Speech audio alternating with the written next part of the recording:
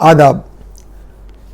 जब लखनऊ का जिक्र होता है तो जहन के खाके पर उभरती हैं लखनऊ की इमारतें, लखनऊ की शाइस्ता ज़बान, यहाँ के खाने, यानी दोनों ही चीज़ों का ज़बान से ताल्लुक़ है, यहाँ की बोली और यहाँ के खानों का भी। इसके अलावा यहाँ के कोठे, यहाँ की कोटिसन्स, यहाँ का जो चिकन का काम है वगैरह वगैरह, इस सब का जिक्र ज़रूर होता है। लेकिन कुछ चीज़ें ऐसी हैं कि इनका जिक्र आमतौर पर नहीं होता है, और वो भी हमारे लखनऊ की तहज़ीब, लखनऊ के कल्चर का एक ख़ास और अहम हिस्सा रहे हैं और आज भी हैं। उसमें से एक फ़न कहा जाएगा इसको, वो है मुसाहिब गिरी, जो दरबारों से चलकर ड्योढ़ियों तक आई और अब वो जो है वो सरकारी दफ्तरों और जो बिल्डर्स वगैरह जो नए रईस हैं आजकल लखनऊ के, उनके दफ्तरों तक पहुंच गई। मुसाहिब गिरी को अगर आप मोटे तौर पर समझें तो चमचा गिरी को कहते हैं मुसाहिब गिरी, यानी हाँ में हाँ मिलाना। जो हाकिम ने कहा उसको बढ़ा चढ़ा के पेश करना और कहा हुजूर मैं भी यही सोच रहा था, मैं भी यही कहने वाला था, या ये कहना कि साहब ऐसी अच्छी बात तो पहले कभी हुई नहीं है, कभी सुनी ही नहीं है ऐसी बात। इस तरह की जो बातें लोग करते हैं। पॉलिटिक्स में तो आप लोग बहुत देखते होंगे कि जो वो जयललिता साहिबा थी, उन्होंने इस्तीफ़ा दिया और उनकी जगह पे कोई और साहब चीफ मिनिस्टर हुए तो रो रो को ओथ ले रहे थे, ये दिखाने के लिए कि हमें इतना अफसोस है। कुछ लोग लेट रहे थे, रो रो के उनके पैरों पे लेट रहे थे। इस तरह से नेताओं के लिए तो बहुत कुछ कहा जाता है। इंदिरा गांधी के दौर में जो डी के बरवा जो कांग्रेस के प्रेसिडेंट थे, उन्होंने कहा था India is Indira and Indira is India. इस तरह के जुमले भी इस्तेमाल होते हैं चमचागिरी के सिलसिले में। ये मुसाहिब गिरी इस कदर आम है लखनऊ में और ऐसी इसकी रविश जो है वो चढ़ी हुई है पूरे माहौल पर कि अगर कोई अफसर लखनऊ में 2-3 बरस रह जाता है तो उसका मिजाज बिल्कुल बदल जाता है। वो किसी और शहर में अगर उनकी पोस्टिंग होती है तो वहाँ ज़रा सी वो बेचैनी महसूस करते, क्योंकि उस तरह के लोग वहाँ उनको मिलते नहीं। अब इसकी एक मिसाल आप ये सुनिए कि कोई साहब गए किसी गरज से किसी हाकिम से मिलने। एक तो जब यहाँ के लोग हाकिम से मिलते हैं तो उसको बहुत शीशे में उतार लेते हैं, फ़ौरन ये कहते हैं कि हुजूर हमारी तो फरियाद है आपके सामने, यानी बिल्कुल फरियादी बन जाते हैं, उसको बादशाह अकबर की तरह का जो है वो ट्रीटमेंट देते हैं। और उनसे उन्होंने पूछा कि भाई क्या गरज है, कैसे आपका आना हुआ? कहा कोई बात नहीं थी, बस यूं ही दिल चाहा, रास्ते में थे, हम इधर की तरफ मुड़ गए, सोचा आपके न्याज हासिल कर लेने, दर्शन हो जाएं आपके भी। खैर चलते चलते उन्होंने उनको एक जेब से एप्लीकेशन निकाल के दी और एप्लीकेशन हाथ में दे के उनसे कहा कि इसको अभी ना देखिएगा, जब बिल्कुल फुर्सत में हो तब देखिएगा, कोई ज़रूरी काम नहीं है। और ये देकर एप्लीकेशन चले गए और बाहर जाके चपरासी की मुट्ठी में 50 या 100 रुपये रखे और कहा कि जब साहब मेज से हटे तो इस एप्लीकेशन को जो हमने अभी दी है इसको सबसे ऊपर रख देना। अंग्रेज़ों के ज़माने में लखनऊ में एक हकीम साहब थे। उनकी हिकमत तो कम चलती थी, बल्कि उनका मेन पेशा था बड़े बड़े जो ओहदेदार लोग थे, अफसरान, डिप्टी कमिश्नर और यहाँ तक के गवर्नर साहब तक के यहाँ जाते थे और उनकी खूब खुशनुदी के लिए अच्छी अच्छी बातें करते थे। तो लिहाजा उनकी पहुँच बहुत थी, तो उनको लोग कहते थे हुक्काम रस। हुक्काम माने हाकिम का जमा है, प्लूरल है उसका, और रस के माने ये है कि उनकी रसाई थी, उनकी पहुँच थी हाकिमों तक। तो हकीम साहब हुक्काम रस कहलाते थे। हकीम साहब का जो ख़ास काम था वो ये था कि नया गवर्नर यूपी में आता था तो राजभवन जाते थे। उस ज़माने में राजभवन को गवर्नमेंट हाउस कहते थे, राजभवन नहीं कहते थे। तो गवर्नमेंट हाउस जाते थे और उन गवर्नर साहब से एक वो प्रपोज़ल देते थे कि मैं आपकी बायोग्राफी लिखना चाहता हूँ। अंग्रेज़ गवर्नर खुश हो जाता था कि उर्दू में कोई बायोग्राफी लिखेंगे, लोगों का, आवाम का जो क्योंकि फ्रीडम मूवमेंट चल रहा था, थोड़ा सा कुछ माहौल जो है वो अंग्रेज़ों के लिए साजगार होगा। तो उन्होंने कहा आप बिल्कुल लिखिए। तो साहब ये उनकी बायोग्राफी लिखना शुरू करते थे और उसके एवज़ में ये चाहते ये थे जो साहब इनके साथ जाते थे उनसे उनकी तरफ देख के कहते थे कि बस हमारी इनकी जो सामान्य उम्री है यानी बायोग्राफी वो तैयार हो गई तो हमें खान बहादुर का खिताब तो साहब दिलवा ही देंगे। ये नहीं वो बात पक्की कर लेते कि उनको खान बहादुर का खिताब मिल जाएगा। बहरहाल वो आके जब किताब लिखना शुरू करते थे तो उसमें 150-200 पन्ने तो ईस्ट इंडिया कंपनी के मदासराई के थे कि जिसमें उनकी तारीफ़ें थीं और उनके वो थे कसीदे पढ़े जाते थे कि ईस्ट इंडिया कंपनी आई हुई किया, फिर क्वीन विक्टोरिया का शासन जो था, हुकूमत कैसे काम हुई और यहाँ बहुत अमन व अमान हो गया वगैरह वगैरह। ये उनके स्टैंडर्ड जो राइटिंग थी वो, जब तक वो नौबत यहाँ तक आती थी कि वो जो प्रेजेंट गवर्नर था उसकी बायोग्राफी लिखना शुरू करते, उस गवर्नर का ट्रांसफ़र हो जाता था।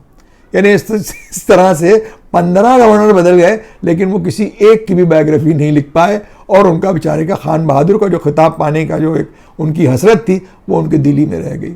फ्रीडम स्ट्रगल ख़ासतौर से 1942 के भारत छोड़ो आंदोलन जो था, क्विट इंडिया मूवमेंट, उसके दौरान नौजवानों ने लखनऊ में उनको बहुत निशाना बनाया और कहा अंग्रेज़ों के चमचे हैं वगैरह वगैरह, और उनकी बेचारे की बहुत जो है वो जग हसाई भी हुई थी। बादशाह के दरबारों में और महलों में तो मुसाहिब होते थे जो हाँ में हाँ मिलाया करते थे।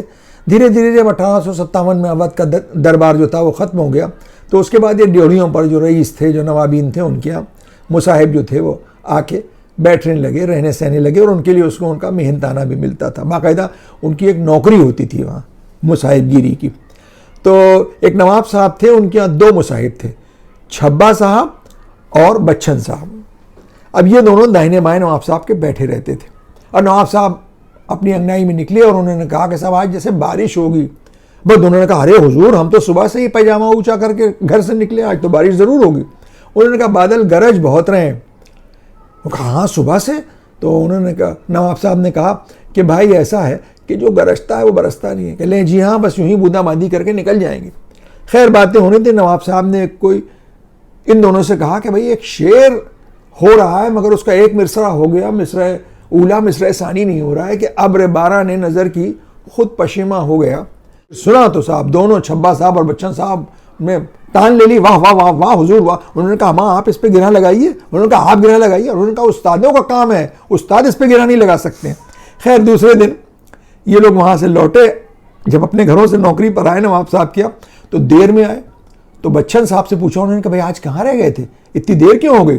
तो उन्होंने कहा कि हुजूर दरिया पे गए थे। उन्होंने कहा है दरिया पे क्यों गए थे, क्या मछलियाँ पकड़ ली थी? उन्होंने कहा नहीं नहीं हुजूर, दीवान गालिब को कपड़े में लपेट के हमने दरिया में सहरा दिया। यानी नवाब साहब को वो मिसरा दीवान गालिब पे भारी था। मुसाहिबगिरी की ये इंतहा थी।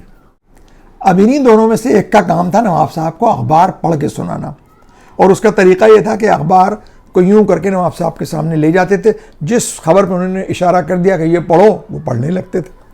खैर उनकी उंगली जो थी वो ठहरी सेकेंड वर्ल्ड वॉर के ज़माने में हिटलर की किसी खबर पर कि साहब उसने हंगरी पे कब्जा कर लिया है, मालूम क्या किया उसने। तो उन्होंने कहा ज़रा इस खबर को पढ़िए। जब उस खबर को पढ़ा तो मालूम बड़े लोगों पे जुल्म हो रहे हैं, यहूदी मारे जा रहे हैं, लोग बेघर हो रहे हैं। तो नवाब साहब ने कहा कि भाई ये सब कौन कर रहा है? तो उन्होंने कहा हुजूर हिटलर कर रहा है। उन्होंने कहा ये हिटलर कौन है? तो दोनों मुसाहिबीन ने कहा कि साहब ये हिटलर जो है वो जर्मनी का बादशाह है। उन्होंने कहा अच्छा। तो उन्होंने कहा कि रहता कहाँ है? उन्होंने कहा जर्मनी में। तो उन्होंने कहा कि अरे भाई छब्बा साहब ये जर्मनी है कहाँ? तो जो बच्चन साहब थे बोले अरे हुजूर क्या कानपुर के आगे? यानी कानपुर जो था वो इतना दूर था कि उसको दूसरा मुल्क समझते थे लोग। उसकी वजह ये थी कि कानपुर गंगा के पार था, और देश निकाला जो मिलता था लोगों को, जो एग्जाइल में जाते थे लोग, एग्जाइल किए जाते थे, देश से निकाल दिए जाते थे, उनको कानपुर भेजा जाता था। नवाब आगा मीर को जब उनसे बादशाह नसीरुद्दीन हैदर बदजन हो गए थे, उनका माइंड पॉइजन कर दिया था लोगों ने उनके खिलाफ, तो उनको कानपुर भेज दिया था और वो वहीं रहे हमेशा। यानी उनको देश से निकाल दिया गया था। कानपुर गंगा के पार, यानी एक नया मुल्क की तरह से लोग उसको ट्रीट करते थे। अब कानपुर के जिक्र पर ये बताना ज़रूरी है क्योंकि आम तौर पर यह बात जानी कम जाती है। हैदर कैनाल के सिलसिले में, हैदर कैनाल अब तो बिल्कुल एक नाला सा हो गया है, कहने में भी बुरा लगता है। ये बादशाह गाजिउद्दीन हैदर बहादुर का एक बहुत ड्रीम प्रोजेक्ट था। लोगों का आमतौर पर कहना यह है कि इरिगेशन के लिए गंगा के पानी को लाके गोमती में मिलाने का प्रोजेक्ट था, लेकिन इसकी एक और वजह भी थी। गाजिउद्दीन हैदर से उनके जो गैर मुस्लिम मिनिस्टर्स थे, ज़्यादातर वो हिंदू थे, उन्होंने उनसे कहा कि साहब आपने अपने मौला के रोज़े की शबी, यानी हज़रत अली का जो मज़ार है इराक़ में, उसका एक रेप्लिका तो यहाँ बना लिया। जो लोग इराक़ नहीं जा पाते हैं वो यहाँ चले जाते हैं और उनके दर्शन कर लेते हैं, लेकिन हम लोगों के लिए, सबके लिए मुमकिन नहीं है कि गंगा स्नान के लिए हम कानपुर जाएं।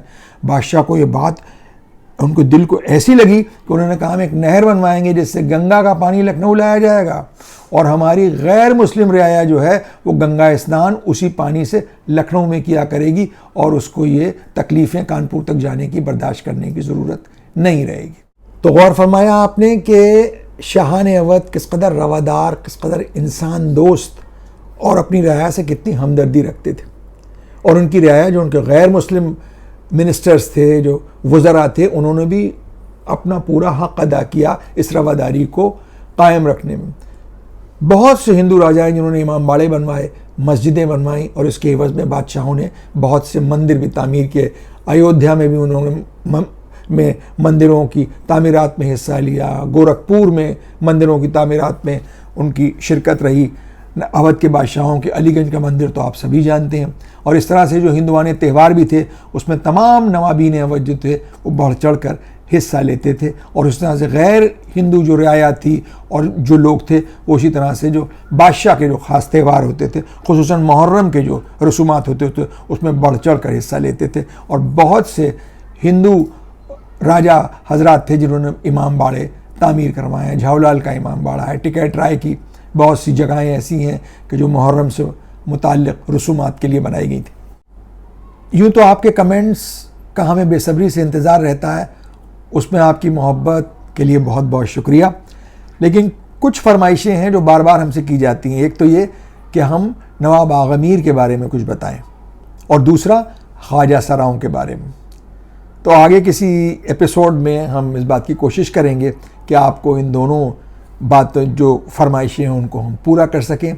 आज के इस एपिसोड को ख़त्म करने की इजाज़त चाहते हैं, लेकिन उससे पहले वही गुजारिश कि आप हजरात हमारे इस चैनल को, यानी हमारे क्या, आपका अपना चैनल है कल्चर बाज़ार, उसको आप देखते रहें, अपने दोस्तों से भी इसको शेयर करें और बेहतर होगा उसे यूट्यूब पर देखा करें।